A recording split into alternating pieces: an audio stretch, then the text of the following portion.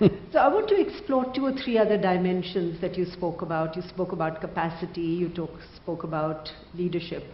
So talk to us a little bit about what you see as, who are leaders and what is leadership? Is there a difference? Is it… I know there's a lot of talk about leadership and wanting to become leaders. I don't think anybody should try to become a leader. It's quite obscene that I want to become a leader, that means all of you should be what? I don't know. I don't know what you would like to call yourself.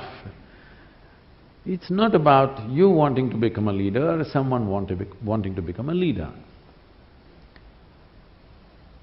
Because of a certain thing that you have done within yourself, or a certain level of observation, or a certain intelligence, or a certain experience, you are able to see something that most people are not able to see.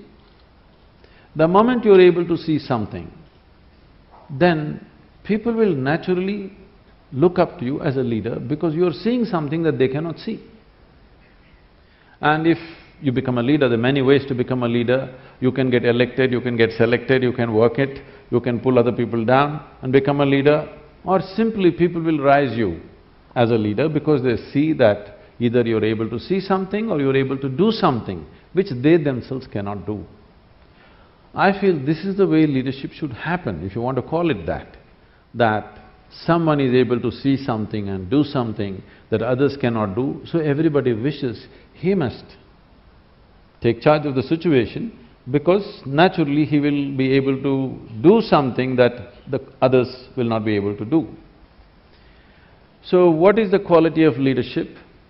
Leadership means once you sit on a perch, you better see clearer than others, otherwise you'll make a ridiculous fool of yourself. There's a whole, in the nation certain things have been happening. Right. Somebody sits on a perch and he doesn't see any better than you, he looks like a fool immediately. So, it is not about you wanting to sit on the perch, you wanting to see something must get you to the perch. Not because you want to be above everybody else, you get to the perch. So what is the quality of a leader? I don't think there's any particular quality. One thing is, a leader means his sense of life is beyond himself. It's not about… his sense of identity is beyond himself. Somebody becomes a leader because he is willing to think and feel and act for more people than himself. If you act for yourself, you're called self-centered. If you just act for the sake of 2 or 3 people you gather in the form of family, you are named as Dhritarashtra. There are modern names for that. If you identify yourself with the entire nation or the world, you'll be looked at in a different way. Essentially, your leadership will come from the right context depending upon what you're identified with. Because everybody needs an identity. What sort of identity have you taken will determine the context and the quality of your leadership.